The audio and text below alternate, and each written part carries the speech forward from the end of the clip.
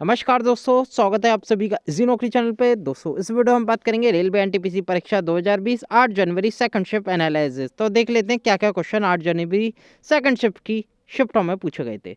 तो दोस्तों भेल की फुल फॉर्म पूछ ली गई थी आपसे। तो भेल की फुल फॉर्म होती है भारत हैवी इलेक्ट्रिकल्स लिमिटेड, याद रखेगा। और इससे जुड़ी कुछ इंपॉर्टेंट फैक्ट देख लेते हैं। भेल की स्थापना कब हुई? 1964 में हुई और इसका हेडक्वार्टर करंटली नई दिल्ली में स्थित है। करंटली भेल के जो चेयरमैन है वो है नलिन सिंघल, याद रखिएगा। तो इंपॉर्टेंट फैक्ट्स हैं। अगला क्वेश्चन देख लेते हैं दोस्तों अगर आप हमारे जी नौकरी यूट्यूब चैनल पर नए हैं, चैनल को जरूर सब्सक्राइब करें, साथ के साथ बेल आइकॉन जरूर क्लिक करें, जिससे कि हमारी वीडियो की रेगुलर नोटिफिकेशन आपको मिलती रहे। अगर दोस्तों इस वीडियो की पीडीएफ फाइल चाहिए तो इस वीडियो के नीचे डिस्क्रिप्शन में टेलीग्राम का लिंक दे रखा है, क्लिक करके ज्वाइन करके ये पीडीएफ डाउनलोड कर सकते हैं। अगला क्वेश्चन देख लेते हैं दोस्तों, भारत का 17वां रेलवे जोन कौन सा है? तो ये दोस्तों ये क्वेश्चन पूछ लिया गया था रेलवे से। तो दोस्तों वो बना था कोलकाता मेट्रो। कब बना था? ये 2010 में बना था 17वां रेलवे जोन। और अब भारत में कितने रेलवे जोन है? तो दोस्तों टोटल है भारत में 18 रेलवे जोन, याद रखिएगा। 18वां रेलवे जोन जो लेटेस्ट बना था वो कौन सा बना था? तो दोस्तों ये बना था साउदर्न कोस्ट रेलवे, याद रखिएगा। दक्षिणी तटीय रेलवे ये बना था भारत का 18वां जोन। ये जरूर याद रखना, पूछा जा सकता है आगामी शिफ्टों में। और साउथर्न कोस्ट रेलवे यानी कि 18वें रेलवे जोन का हेडक्वार्टर कहाँ स्थित है? तो दोस्तों विशाखापट्टनम में स्थित है, याद रखिएगा। अगर मैं 17वें रेलवे जोन कोलकाता मेट्रो की बात करूं, इसका हेडक्वार्टर कहाँ है? तो इसका हेडक्वार्टर कोलकाता में ही स्थित है, याद रखिएगा। करंटली रेलवे के चेयरमैन कौन है? तो दोस्तों नए बने हैं, इनका नाम है सुनील शर्मा, याद रखिएगा। अगला क्वेश्चन देख लेते हैं दोस्तों, कोबोल की फुल फॉर्म पूछ ली गई थी दोस्तों, और मैंने आज ही अपनी फर्स्ट शिफ्ट एनालिसिस में इसकी फुल फॉर्म आपसे बताई थी दोस्तों कि ये फुल फॉर्म जरूर करके जाइएगा, और मैंने आपको फुल फॉर्म भी बताई थी इसकी। तो कोबोल की जो फुल फॉर्म है दोस्तों वो है कॉमन बिजनेस ओरिएंटेड लैंग्वेज। क्या है दोस्तों? कॉमन बिजनेस ओरिएंटेड लैंग्वेज इसकी पूरी फुल फॉर्म है। इसे ये डिजाइन 1959 में हुई, किसके द्वारा की गई थी? तो दोस्तों इनका नाम है ग्रेस हॉपर। इनके द्वारा कोबोल भाषा भाषा डिजाइन की गई थी, याद रखिएगा। Very very important facts. अगला क्वेश्चन देख लेते हैं दोस्तों, कंप्यूटर के जनक पूछ लिए गए थे दोस्तों। रिपीटेड क्वेश्चन है, कई बार एग्जाम में पूछा भी गया है। तो दोस्तों इनका नाम है चार्ल्स बेबेज, और एक कंप्यूटर के पिता कहे जाते हैं। अगला क्वेश्चन देख लेते हैं दोस्तों, वर्ष 2019 में व्हाइट टाइगर मृत पाया गया था, उसका नाम क्या था? तो दोस्तों व्हाइट टाइगर जो 2019 में लास्ट किसी व्हाइट टाइगर की मृत्यु हुई थी, उसका नाम पूछ लिया गया था दोस्तों। उसका नाम था बाजीराव, याद रखेगा। और ये संजय गांधी नेशनल पार्क जो कि मुंबई में स्थित है, वहाँ पर ये बाजीराव मृत पाया गया था, याद रखेगा। इसका नाम था बाजीराव। अगला क्वेश्चन देख लेते हैं दोस्तों, मॉरिशस के प्रधानमंत्री पूछ लिए गए थे, वर्तमान में कौन है? तो मॉरिशस के जो प्रधानमंत्री हैं दोस्तों वो हैं प्रवीण जगन्नाथ। भारतीय मूल के हैं, इसलिए इंपॉर्टेंट है और एग्जाम में भी पूछ लिया गया। तो इनका नाम है प्रवीण जगन्नाथ। अगर मैं मॉरिशस के प्रेसिडेंट की बात करूं तो दोस्तों वो भी भारतीय मूल के हैं, इनका नाम है पृथ्वीराज सिंह रूपन, याद रखिएगा। करंटली मॉरिशस की जो कैपिटल है वो कौन सी है? पोर्ट लुइस है। और यहाँ की करेंसी है मॉरिशियस रुपी, याद रखिएगा। अगला क्वेश्चन देख लेते हैं दोस्तों, विटामिन B12 का वैज्ञानिक नाम पूछ लिया गया था। तो दोस्तों विटामिन B12 का वैज्ञानिक नाम होता है साइनोकोबालामिन, याद रखिएगा। और दोस्तों अन्य ऑप्शन दे रखे हैं, रेटिनॉल बात करूं विटामिन ए का, थायमिन विटामिन बी का, और दोस्तों विटामिन डी का होता है कैल्सिफेरॉल, याद रखिएगा। आप फोटो में देख सकते हैं, यहाँ कई विटामिनों के नाम लिख रखे हैं, तो पीडीएफ में आराम से पढ़ लेना। अगला क्वेश्चन देख लेते हैं दोस्तों, गति के नियम पूछ लिए गए थे। गति के नियम किसने दिए? तो दोस्तों गति के नियम सब जानते हैं दोस्तों, रिपीटेड क्वेश्चन है, ये दिए थे न्यूटन ने, याद रखेगा। और इसमें इससे भी कई बार क्वेश्चन बन जाता है, लॉ ऑफ मोशन न्यूटन ने दिए थे। और पहले गति के नियम को क्या कहते हैं? तो दोस्तों जड़त्व का नियम या लॉ ऑफ इनर्शिया कहते हैं। लॉ सेकंड लॉ को क्या कहते हैं? लॉ ऑफ मोमेंटम कहते हैं, यानी कि संवेग का नियम कहते हैं। ये भी आपको ध्यान में रखना है।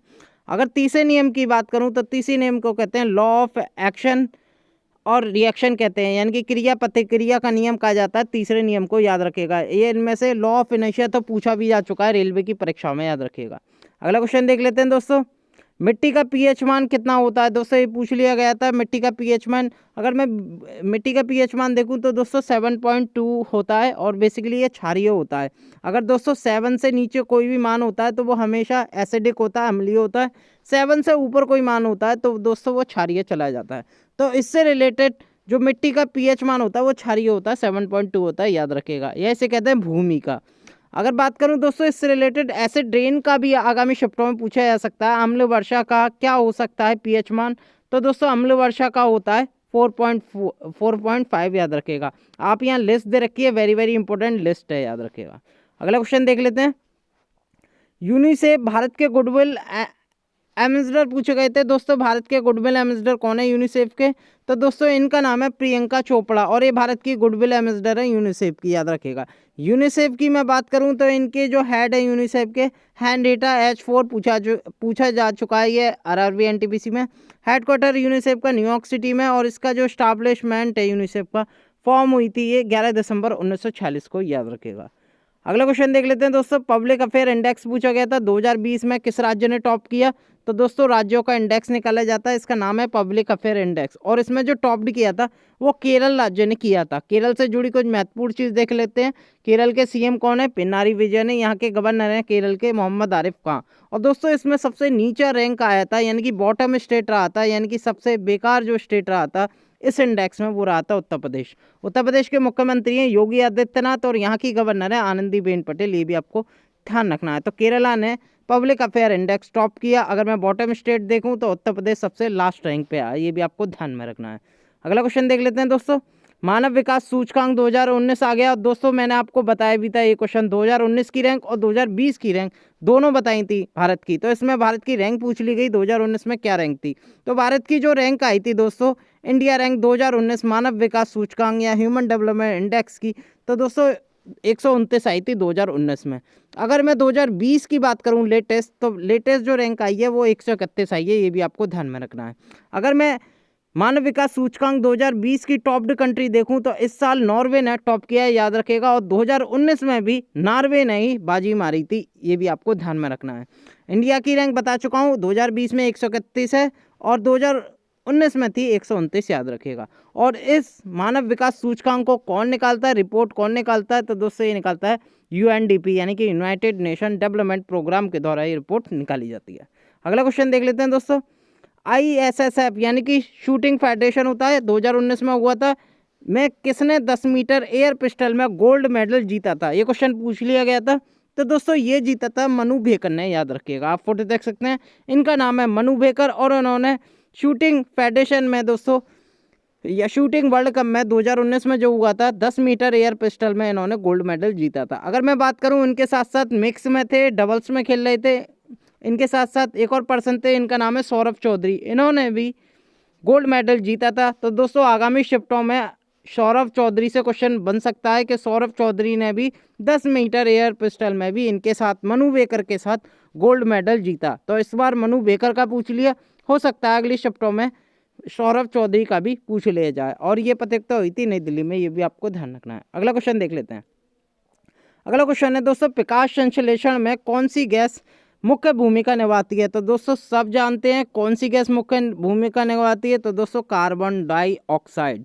पौधे क्या है, कार्बन डाइऑक्साइड लेते हैं और ऑक्सीजन रिलीज करते हैं, ये आपको ध्यान रखना है। और दोस्तों इसकी केमिकल रिएक्शन दे रखी है, और दोस्तों इसमें जो बनने वाला उत्पाद है वो ग्लूकोज है, वाटर भी निकलता है और लास्ट में ऑक्सीजन मुक्त हो जाती है, जिससे हम ऑक्सीजन सांस लेते हैं, याद रखिएगा। तो मुख्य गैस पूछी गई थी CO2 है, याद रखिएगा।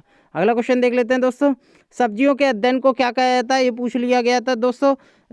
स्टडी ऑफ वेजिटेबल को क्या कहा जाता है? तो दोस्तों इसे कहा जाता है ओलेरीकल्चर, ये भी आपको ध्यान रखना है, ये पूछ लिया गया था आज के पेपर में। सब्जियों के अध्ययन को क्या कहते हैं? तो ओलेरीकल्चर कहते हैं। तो दोस्तों ये थे सेकंड शिफ्ट एनालिसिस के कुछ क्वेश्चन, जिसमें मैंने आपको फैक्ट्स भी बताए।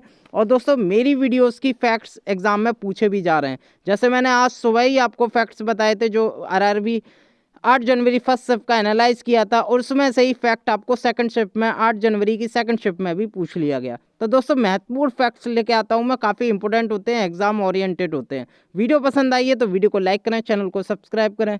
बहुत बहुत धन्यवाद।